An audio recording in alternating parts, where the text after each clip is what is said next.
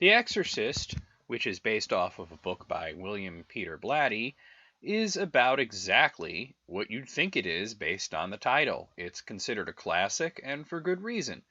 And it has spawned a bunch of sequels, prequels, a remake, there's a TV show, and of course hordes and hordes and hordes of rip-offs, all purporting to be based on fact, because that's how these movies get down. However, what the hordes of rip-offs always get wrong is the tone. If you've ever seen a bad Exorcist rip-off, it always has some young girl in some old setting like 19th century New England or some such thing, or who suddenly does weird things and is thrown around a room, speaks in odd voices, they call in priests, demons are battled, blah blah blah.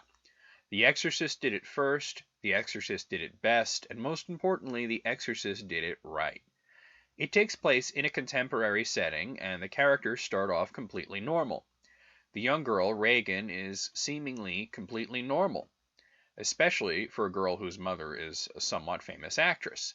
Now, the cause of her possession is up for debate. Some say it's the Ouija board that she played with, and she made up the character, or that she claimed to be speaking to. She calls him Captain Howdy, but that's actually the devil that possesses her. But that could also just be her imagination. There's also the intro where the remains of a demonic statue of the devil, in the sequels it was later revealed to actually be a lesser demon called Pazuzu, are unearthed, and the demon may have passed from person to person to wind up in Reagan. But either way, she doesn't flip out and start puking pea soup right away. You see her take ill and slowly become odder and odder. They also don't immediately jump to the exorcism. At first, they start ruling out physical issues, then psychological issues, and then finally they become desperate enough to call in a priest, but they call in a priest, Father Karras, who also doubles as a psychiatrist.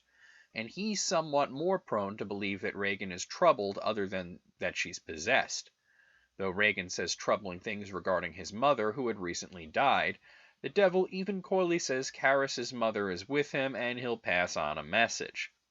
Eventually, he agrees to exorcise the demon, but he calls in an older, more experienced priest to help, and this is the part that everybody knows with the holy water, the pea soup, all that stuff. What makes the film work is the slow build up to the climax. The subtle touches, like the demon's face being seen in reflections, the character's breath being visible when they're near the possessed girl to show how cold it is, and of course, the excellent acting. The Exorcist is imitated more than possibly any other horror movie other than the Universal canon, and for a good reason.